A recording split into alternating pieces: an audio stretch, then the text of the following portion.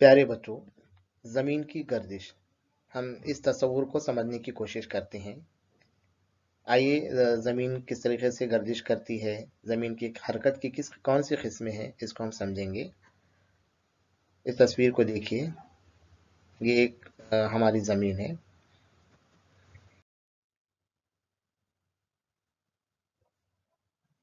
पिछले सबक में आपने ये पढ़ चुका है। देखिए क्या-क्या आपने पढ़ा है पिछले सबक में, हम देखने की कोशिश करेंगे कि पिछले सबक में आपने फल्की अजसाम के बारे में मालूमात हासिल की हैं कि आसमान में जो भी आपको नज़र आ रहा है, उन्हें जो भी जिस्म आपको आसमान में नज़र आ रहे हैं, उन्हें हम फल्की अजसाम कहते हैं। जैसे चाँद, सूरज, है ना? और ज़ैली सैयारे, बौने सैयारे, इन सब की मालूमात आपने हासिल की है। उसी तरह देखिए कि सूरज एक सितारा है और हमारी ज़मीन के अलावा दीगर 7 सैयारे भी सूरज की तरफ गर्दिश करते हैं। ये भी आपने पढ़ा है, आपने निज़ाम शमसी के बारे में भी पढ़ा है। निज़ाम शमसी, सूरज, सैयारे, ज़ैली सैयारे, सैयारचे और बौने सैयारचे, इन सब से मिलकर हमारा निज़ाम शमसी बनता है। शम्स सूरज को कहते हैं। हमारी ज़मीन सूरज से रोशनी और हरारत हासिल करती है। ये सारी चीज़ें आपने पिछले वीडियो में भी पढ़ा है। अगर आपने वीडियो नहीं पढ़ा तो हमारे यूट्यूब पर आपको ये वीडियो मिल जाते हैं, देख लीजिए आप। हम जो ज़मीन की गर्दिश को समझने वाले हैं, तो उस गर्दिश को समझने से पहले कुछ अल्फाज ऐसे हैं जो हम बार बार इस्तेमाल करेंगे। तो आइए पहले हम उन अहम अल्फाजों को समझ लेते हैं। कौन कौन से अहम अल्फाज हैं जिनको हमको याद रखना है या जिनको हमको समझना है। अगर ये अल्फाज आपको नहीं समझ में आए तो शायद फिर ज़मीन की गर्दिश को आप नहीं समझ पाएंगे। सबसे पहले तो निज़ाम शमसी, ये लफ्ज़ बार बार इस्तेमाल होगा। निज़ाम शमसी यानी क्या? जैसे यहाँ पर बताया गया आपको कि शम्स यानी क्या है, सूरज है। तो हमारी ज़मीन, इसके अलावा और दीगर सैयारे हैं, 7 सैयारे, ज़ैली सैयारे, बौने सैयारे, इन सब से मिलकर निज़ाम शमसी बनता है। दूसरा एक लफ्ज़ आपको याद रखना पड़ेगा, गर्दिश। गर्दिश करना यानी क्या? घूमना, है ना, चक्कर लगाना, ये उसे गर्दिश करना हम कह सकते हैं। साथ ही साथ एक और लफ्ज़ है मदार। हम पिछले सबक में हम ये पढ़ चुके हैं। देखिए मदार यानी क्या?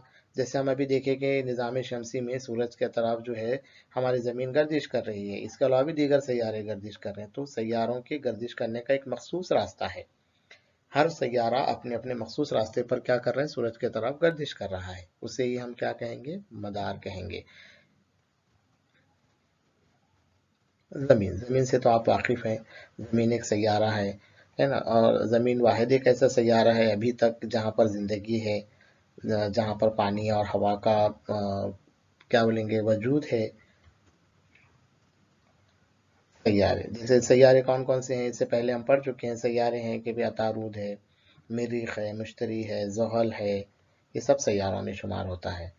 और उसके साथ सितारे हैं। देखिए हम सितारों के बारे में पढ़े कि सूरज एक सितारा है ना? हमारे ज़मीन से वो करीब है, इसलिए हमको इतना बड़ा और रोशन नज़र आता है। उसकी गर्मी, हरारत हमारी ज़मीन तक पहुँच पाती है।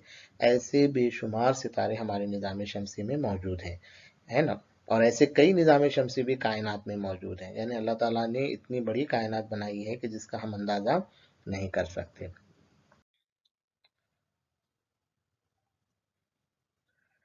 देखिए हम जो गर्दिश को समझ रहे थे, गर्दिश के बारे में आप सोच रहे थे। देखिए सूरज है और उसके अतराफ ये निज़ाम शमसी के सारे सैयारे हैं।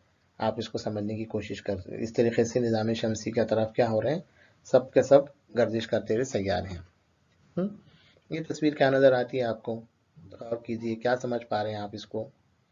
1 मिनट आप वीडियो रुकाइए और इस पर गौर कीजिए कि ये जो तस्वीर आपको नज़र आ रही है ये क्या है।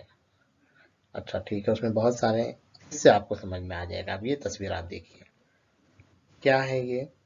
जी शाबाश, ये लट्टू है ना? लट्टू है और ये उसकी डोर है। लट्टू घुमाते हैं आप लोग? लट्टू कैसे घूमता है? देखा है लट्टू को घूमते हुए कभी आप लोगों ने? लट्टू कैसे काम करता है? आपने तो लट्टू घुमाया होगा, मजे लिए करे होंगे। ठीक है, चलिए हम समझने की कोशिश करते हैं कि ये महवरी गर्दिश क्या है। इसको हम समझने की कोशिश करते हैं, है ना? आपने लट्टू देखा भी है और उसे घुमाया भी है। तो लट्टू कैसे घूमता है, इस पर आप गौर कीजिए जरा। जब आप ये डोरी से बांध कर लट्टू को घुमाते हैं तो देखिए इस तरीके से लट्टू अपनी नोक पर टिक जाता है और अपने अतराफ ही गोल गोल गोल गोल घूमने लगता है ना? कोई भी शय जब अपने अतराफ घूमती है तो एक नजर ना आने वाली लकीर के तरफ घूमती है। इस चीज इसे उस चीज का महवर कहते हैं। आप देखिए ये जो है, अब ये लट्टू घूम रहा है, अपने तरफ गोल गोल घूम रहा है ना। तो एक लकीर है जो नजर नहीं आ रही, जैसे ये सीधी लकीर के तरफ ही लट्टू घूम रहा है, इसे हम क्या कहेंगे, इस लट्टू का महवर कहेंगे। तो कोई भी चीज अगर अपने तरफ घूम रही है तो वो एक नजर ना आने वाली लकीर के तरफ ही घूमती है, उसे हम क्या कहते हैं, महवर कहते हैं।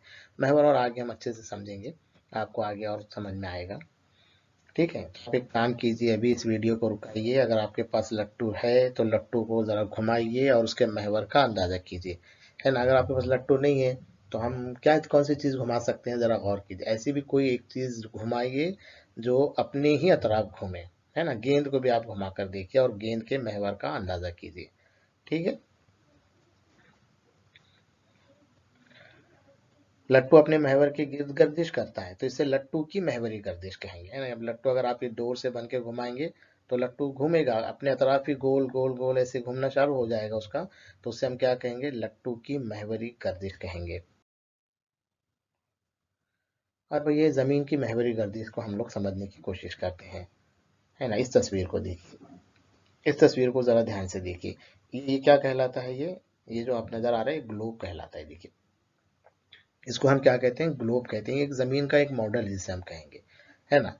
आपके पास घर पे ग्लोब होगा तो अच्छी बात है, आपको समझ में आएगा, है ना। ग्लोब रखना चाहिए घर पे। आप अपने खाने के पैसों में से बहुत सारे, जैसे अपने पैसे आपको घर पे मिलते हैं लेकिन आप क्या करते हैं, वो पैसे फजूल खर्च कर देते हैं। आप अपने पैसों को ऐसी चीज़ों में खरीदने में खर्च करना चाहिए। तब भी आप क्या कीजिए, अपने पैसों को जमा कीजिए। 100 या 150 रुपये तक आपको ग्लोब मिलता है, हर बच्चा ग्लोब खरीद ले और अपने मेज़ पर अपने पास घर पर रखे और ग्लोब का मुशाहिदा करे। तो बहुत सारी चीज़ें आपको दुनिया देखने को मिलेंगी, उसके अंदर कौन से मुल्क हैं, कौन से शहर हैं। खैर ठीक है, हम आगे बढ़ते हैं। इस तरीके से एक ग्लोब लीजिए आप और उसे घुमाकर देखिए, उसका अंदाज़ा लगाइए कि वो किस लकीर के तरफ घूम रहा है। अब हमारे पास अगर ग्लोब नहीं है तो आप एक गेंद भी ले सकते हैं, एक बॉल जिसको बोलते हैं ना, आप वो भी लीजिए, आप वो उसके साथ भी ले सकते हैं। तो अगर आप ग्लोब है तो उसको घुमाकर आप अच्छे से समझ सकते हैं, ग्लोब कैसे अगर आप घुमाएंगे तो आपको अंदाजा हो गया कि वो किस लकीर के तरफ वो घूम रहा है ना। ठीक है, जब ग्लोब आपका घूम रहा है तो उसके साथ एक काम कीजिए, आप एक शाखोल लीजिए। अब शाखोल यानी क्या, देखो मिस्त्रियों के पास एक आला होता है, जब दीवार वो बनाते हैं तो बार बार ऐसा लगा कर देखते हैं दीवार, कि भाई सही हो रही है, सीधी लकीर में आ रही कि नहीं आ रही। वलंबा जिसे हम कहते हैं ना, वलंबा। अगर आपके पास वलंबा नहीं है तो आप क्या कीजिए, अपना जो स्कूल में जो रबर होता है आप यूज़ करते हैं मिटाने के लिए, उसको एक डोर बांध दीजिए और उसको भी शाखोल के तौर पर आप इस्तेमाल कर सकते हैं। तो अभी तक क्या किया हमने, ये ग्लोब एक लिया है और एक इस तरीके से शाखोल एक तैयार किया है। ठीक है, तो अब ग्लोब घूम रहा है आपका, तो अब शाखोल को लगाइए आप। ग्लोब जब घूम रहा है, देखिए अब ये ग्लोब घूमेगा तो कौन सी लकीर की तरफ घूमेगा, इस लकीर की तरफ। ये नजर ना आने वाली लकीर है, यहाँ पे आपको बताने के लिए लकीर बनाई गई है। इस लकीर की तरफ क्या होगा, ये जमीन क्या होगी, घूमेगी। और हम अगर वलंबा इस तरीके से सीधा पकड़ें तो क्या होगा, है ना, क्या होगा कि ये जमीन का जो नजर ना आने वाला महवर है ये, और शाखुल क्या होते हैं, एक दूसरे से यहाँ पर देखिए जाविया बनाते हैं। रियाजी में आपने पढ़ा है जाविया बनाने का।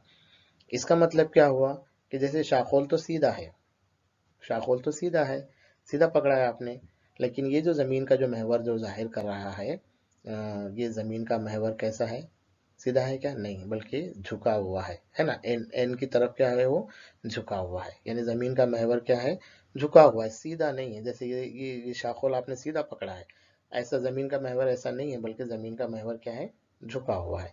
यहाँ पर जो है खत जो एन एस है, देखिए ये एन और ये एस, ये जो खत है ये जमीन के महवर को क्या करता है, जाहिर करता है। यहाँ पर एक यूट्यूब लिंक दी गई है, आप इस यूट्यूब लिंक के जरिए भी अपने मोबाइल पर ज़मीन की महवरी गर्दिश को और मज़ीद क्या कर सकते हैं।